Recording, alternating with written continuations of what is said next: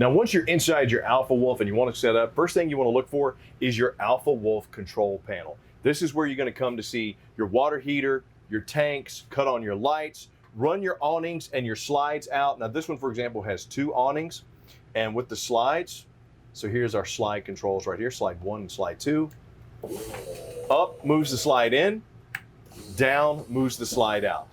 Awning, up moves the slide out, down moves the slide in. So you got to, they're a little bit reversed, so watch for that. And the lights are actually a toggle switch, so you don't push them and hold them up. You'll also see that you have your voltage meter right here, letting you know how much juice that you have. If you come in to move your slides out and they're not moving, chances are you don't have enough voltage here, especially if you're running off the coach batteries. If you're plugged into shore power, make sure you're at least above 11.8, or your slides probably aren't going to run out. Now, this one also has the 110-volt water heater. You have the Suburban water heater there. Here's your electric switch. It's electric or gas, so if you want to cut on the electric, here's where you do it.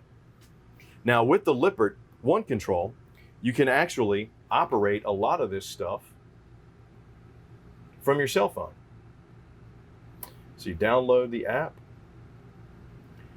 log in, and allow the permissions. All right. Let's see here. Scan with camera, and get right in there on that QR code. It's going to be a little fuzzy. There we go. Now just hit connect. Connect to RV. And once you sign up for the Lippert One Control, you got to go in, set up your own account inside of there.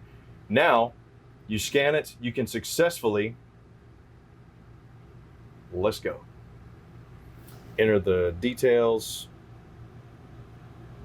This is a Forest River. Boom. It's a Alpha Wolf.